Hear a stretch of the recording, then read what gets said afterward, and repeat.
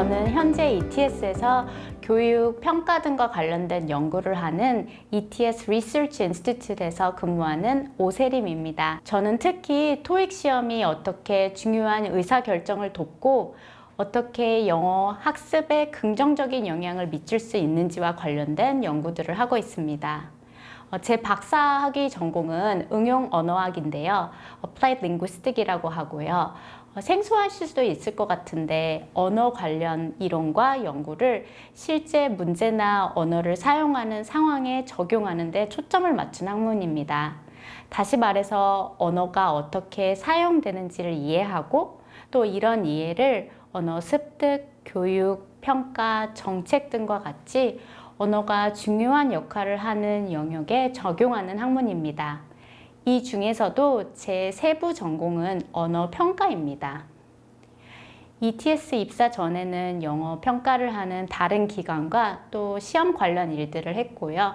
한국과 미국에 있는 대학들에서 영어를 한 15년 정도 가르쳤습니다.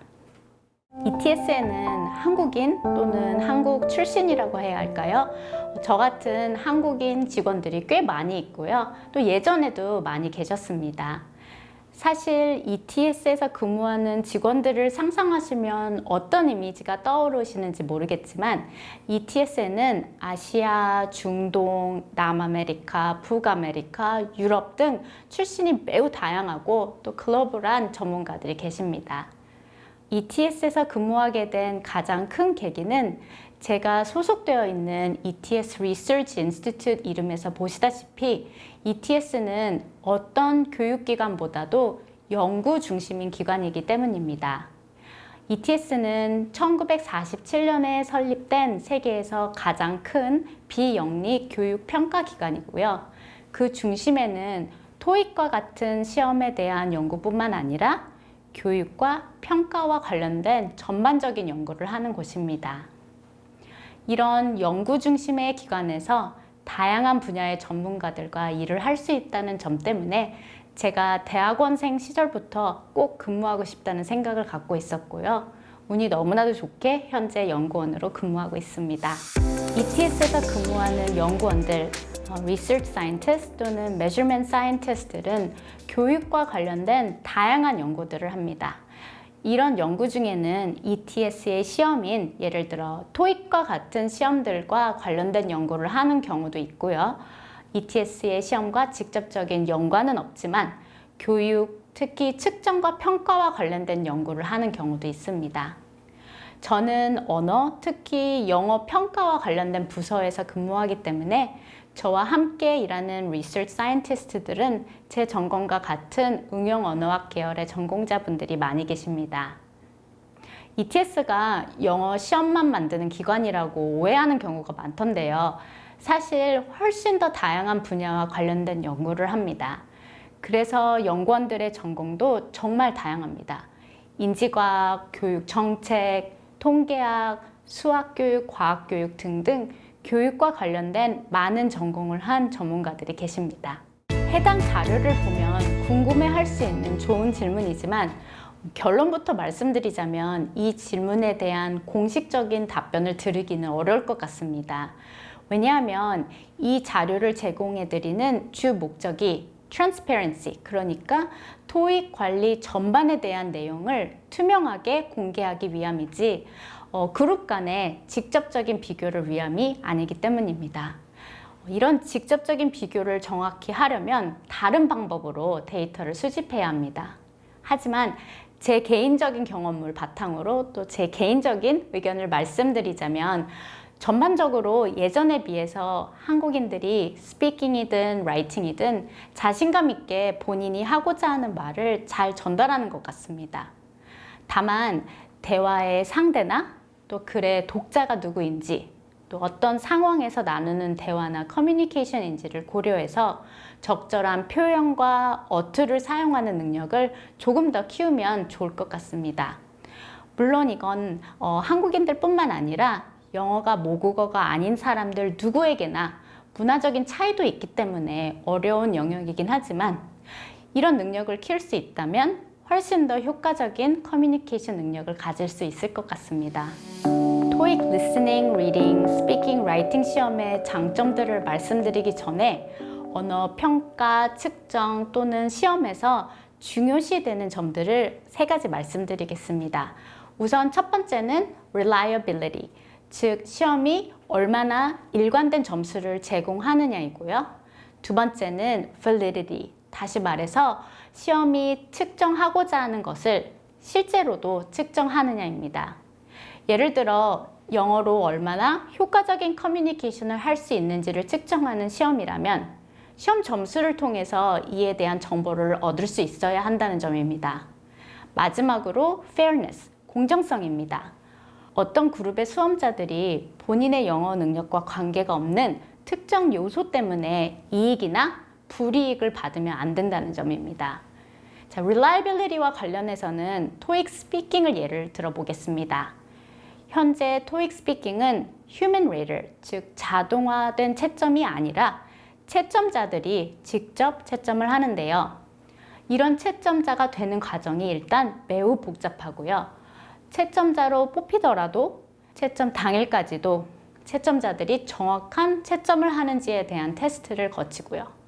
이를 통과한 채점자들만 채점에 참여할 수 있습니다. 자, 최대한 채점 기준에 맞춰서 이 채점자들이 채점을 할 수 있게 하기 위해서 이런 엄격한 단계들을 거칩니다. validity와 관련해서는 토익 라이팅 시험을 예를 들어 보겠습니다. 말씀드린 것처럼 validity는 시험이 측정하고자 하는 것이 실제로도 그 시험을 통해 측정되는지를 파악하는 것입니다. 예를 들어서 수험자들의 라이팅 능력을 측정하는 2가지 시험이 있는데요. 빈칸에 알맞은 단어를 넣는 문항만 있는 시험이 있고 실제로 글을 써야 하는 문항이 있는 시험이 있다면 물론 vocabulary에 대한 평가도 라이팅에 필요하지만 후자가 더 라이팅 능력을 적합하게 측정하는 시험이라고 볼 수 있겠죠. ETS 연구 중에서 수험자들이 작성한 토익 라이팅 답변에 대한 채점자가 제공한 토익 라이팅 점수와 아시아, 유럽, 남아메리카 등의 여러 나라의 workplace professional들, 즉 일하는데 영어를 직접적으로 사용하는 여러 나라 사람들이 내린 효과적인 커뮤니케이션에 대한 평가를 비교하는 연구가 있습니다. 이 연구를 한 목적은 토익 라이팅 시험이 얼마나 텍스트를 사용해서 효과적인 커뮤니케이션을 업무에 사용할 수 있는지를 보는 시험인데 전문 채점자가 아닌 정말로 영어를 업무에서 사용하는 사람들이 평가했을 때도 그렇게 생각이 되는지를 보기 위함입니다. 결과를 말씀드리자면 이 둘의 상관관계가 높게 나타났고, 즉 토익 라이팅 시험은 수험자들의 영어 written communication 능력을 유의미하게 평가할 수 있다는 점입니다. 마지막으로 토익 시험의 fairness, 공정성과 관련해서는 토익 리스닝, 리딩 시험과 관련된 예를 들어보겠습니다. 말씀드린 것처럼 공정성은 수험자들이 본인의 영어 능력과 관계없는 성별과 같은 요소들이 시험 성적에 영향을 미쳐서는 안 된다는 점입니다. 아시다시피 토익은 업무 환경에서의 영어 능력을 평가하는 시험입니다. 업무 경험이 있는 수험자들도 계시지만 수험자들이 학생 신분인 경우가 많이 있죠. 그렇기 때문에 토익 리스닝, 리딩 시험이 업무 경험이 없는 학생들이 불이익 없이 업무 환경에서의 영어 능력을 공정하게 평가하는지를 알아보는 연구를 했고요. 여러 단계의 분석을 통해서 이런 불이익은 없다는 점을 확인하게 됐습니다. 토익과 관련된 연구에 관심이 있으신 분들은 저희 웹사이트를 보시면 제가 지금 설명드린 이 3가지 포인트들과 관련된 연구들을 읽어보실 수 있습니다. ETS에서도 AI 분야와 관련된 연구를 활발히 하고 있는데요. 우선 현재의 기술을 고려한 단기적인 미래를 고려해 보면요. 영어 커뮤니케이션 능력은 말하고 쓰고 듣고 읽는 데 있어서 단순히 정확한 문법을 알고 사용하거나 단어의 뜻을 이해하고 적절한 단어를 선택해서 사용할 수 있는지 그런 능력만 필요한 게 아니라 누구에게 말하느냐, 어떤 상황이냐와 같은 복잡한 고려 사항들이 있습니다. 인공지능 기반의 시스템들이 문법과 같은 언어 지식 면에서는 우위에 있다고 볼 수 있지만 아직 완벽하다고는 볼 수 없기 때문에 효과적인 커뮤니케이션을 위해서는 여전히 사람의 개입과 판단이 필요합니다. 물론 장기적으로 먼 미래를 봤을 때는 인공지능 기술이 훨씬 더 발전할 수 있고 이런 기술이 매우 일반적으로 사용될 수도 있습니다. 이런 환경 속에서도 영어 능력, 영어 커뮤니케이션 능력은 여전히 중요하고 또 더 부각되고 중요시되는 점들이 달라질 수도 있을 것 같습니다. 예를 들어 인공지능의 실수가 매우 위험한 결과를 초래할 수 있는 항공 관련 영어 커뮤니케이션 능력과 같은 특수한 목적으로 영어를 사용하는 경우에는 영어 능력이 여전히 중요할 것 같습니다. 그리고 업무적으로나 개인적인 관계 형성을 위해서 실시간으로 직접적인 커뮤니케이션을 하는 능력은 여전히 간과할 수 없는 능력일 겁니다. 또한 언어를 배우고 또 효과적으로 언어를 사용하는 데 있어서 단순히 그 언어만 분리해서 생각할 수 없고 예를 들어 그 언어를 사용하는 문화에 대한 이해도 포함되어 있기 때문에 이런 점들이 강조되어서 여전히 언어를 배우고 특히 영어 능력을 키우는 것은 중요하다고 생각합니다. 그렇기 때문에 단기적으로든 장기적으로든 영어 능력에 대한 평가를 하는 시험도 물론 중요시되는 평가 내용과 방법은 달라질 수 있지만 여전히 중요하게 여겨질 것 같습니다. 영어뿐만 아니라 일반적으로 모든 언어 능력을 향상시키는 데에는 그 언어를 자주 사용하는 것이 매우 중요한 것 같아요. 영어로 된 텍스트를 자주 접하고 영어로 된 내용을 자주 듣고 영어로 대화할 상황들을 많이 만들고 또 영어로 글을 쓰는 것을 많이 해보시는 게 좋을 것 같습니다. 너무 간단한 대답이라고 생각하실 수 있지만 이게 가장 중요한 점인 것 같아요. 제가 농담처럼 하는 말이지만 주말 내내 한국말만 쓰다가 월요일에 출근해서 회의에 들어가면 영어로 말을 잘 못하게 되더라고요.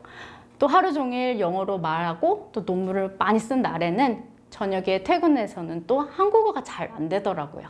그리고 토익 시험을 준비하는 수험자들에게 꼭 말씀드리고 싶은 점은 물론 특정 점수를 목표로 공부하는 것도 중요하겠지만 단순히 토익 몇 점을 위해서 영어 공부를 한다고 생각하지 마시고 내가 누군가와 영어로 효과적인 커뮤니케이션을 하기 위해 또 업무에 필요한 내용들을 읽고 듣고 쓰고 말하는 능력을 높이기 위해서 공부를 하고 있다고 생각하시면 좋을 것 같아요.